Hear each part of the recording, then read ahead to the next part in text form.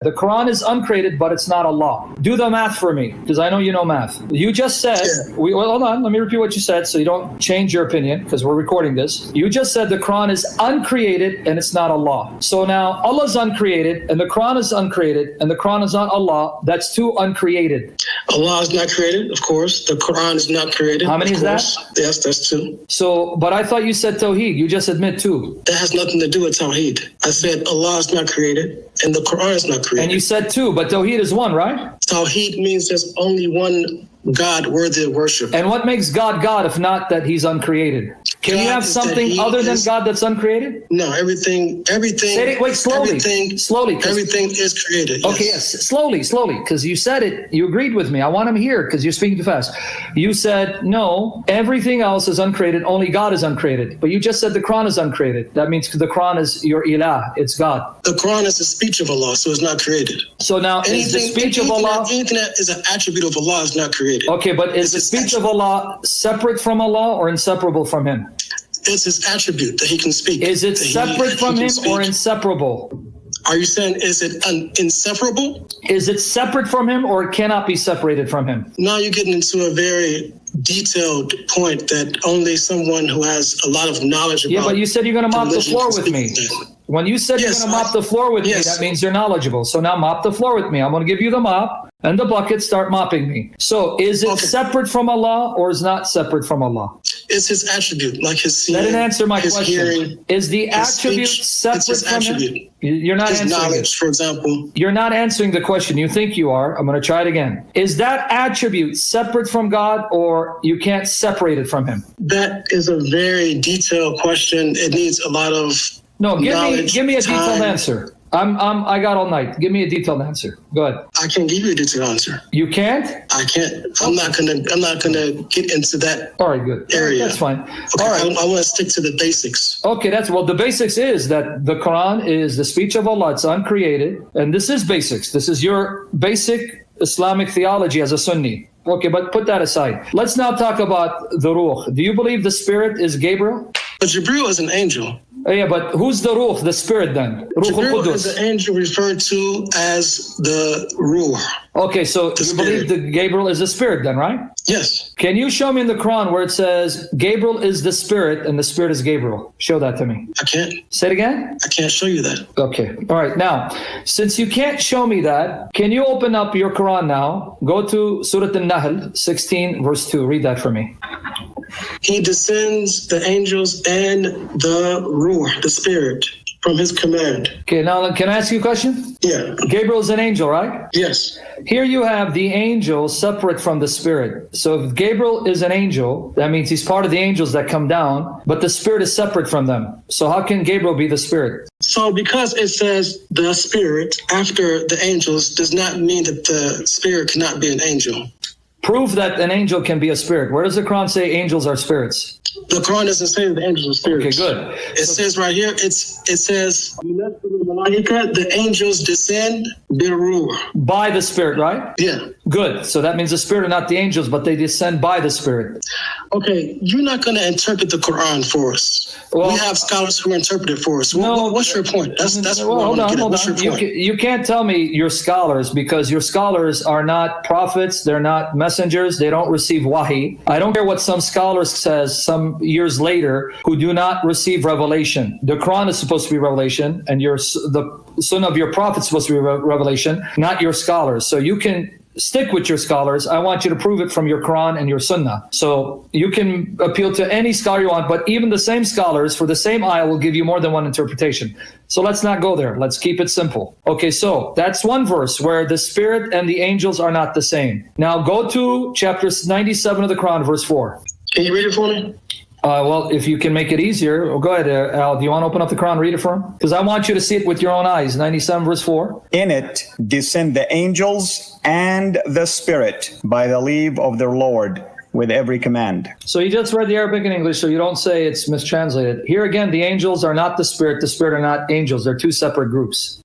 Okay, let me tell you what the explanation of that is. On what basis are you going to tell me? Do you receive wahi? No, I have a book, though. It's called the Tafsir Ibn Kathir. Have you heard of it? Okay, but Ibn Kathir, who comes 700 years after your prophet, who's a student of Ibn Taymiyyah. Was Ibn Kathir, did he have ilham and wahi? Was he inspired? Was John and Matthew and Luke inspired? According to your Quran, yes. Don't change the subject. Don't do the tap dance, because you're the I'm not changing the subject. You're the only Muslim that would tell me Ibn Kathir is inspired. So wait, I want to hear you. Say to everyone.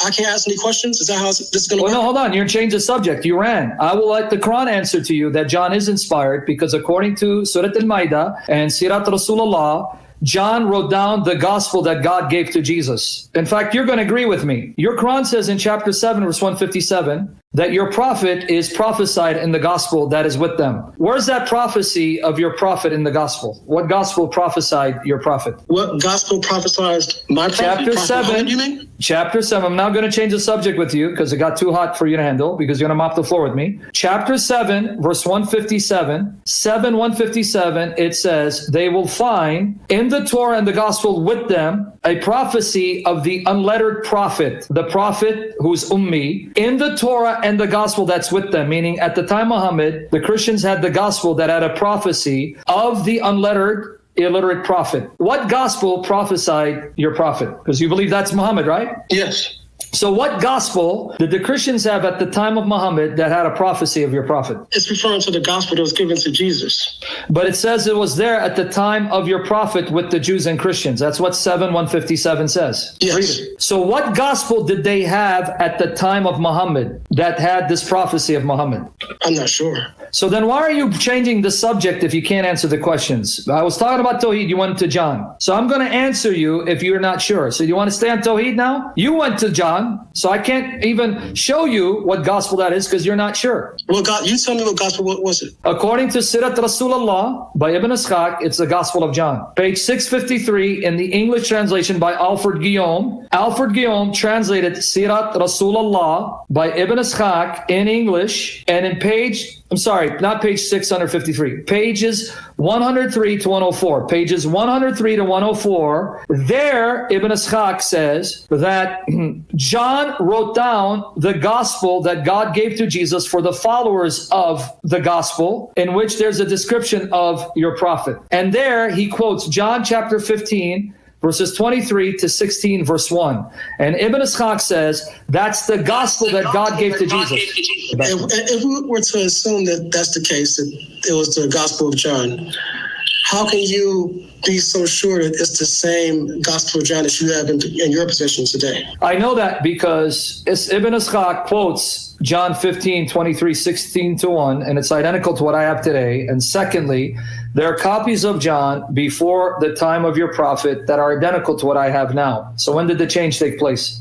I don't know. I don't know what they had back then versus what they have now. So then let's keep it simple. Let's go to Tawheed. Listen to me talk for a second. Well, go ahead. What I do know is that there were many Christians like Suhaib Rumi, like the Nietzsche's of Ethiopia, who were Christian and they became Muslim. And how do you know that? Because it's in the biography of the Rasulullah. It's in the one I just read for you that said that John wrote down the gospel of Jesus?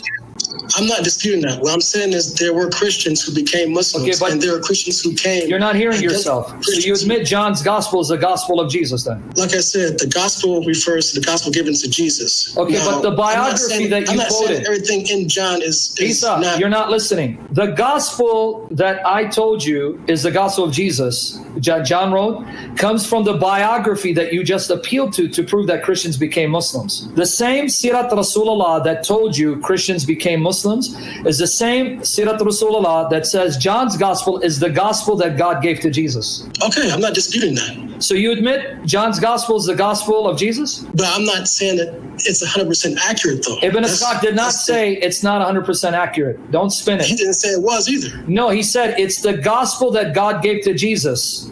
Okay, but that's what he said. But what I'm telling you is we don't know that that's 100% accurate because it's not even in the original language. Because we have copies. Is it in Hebrew? There we go. We have copies of John before, during, and after Muhammad that are identical to what we read today. Is it in Hebrew? That's my question. Who said John wrote in Hebrew? Show me where it says he wrote in Hebrew. Jesus spoke in Hebrew. So wait, hold on. So what language does Jesus speak in your Quran? Jesus spoke in Hebrew. In your Quran, what language is he speaking? I don't understand the question. Doesn't your Quran quote Jesus and the disciples? Yes. What language does the Quran have them speaking? Arabic. But Jesus didn't speak Arabic. But those are the words Jesus of Allah, did not the not words of speak Jesus. Arabic. I understand that, but those are the words of Allah telling us what Jesus Stop said. begging the question. We don't believe Allah revealed any book because we don't believe Allah is God. You just destroyed your argument because you just said Jesus spoke Hebrew, therefore it should be in Hebrew. But when your Quran quotes Jesus in Arabic, a language he didn't speak, now it's okay because Allah revealed it.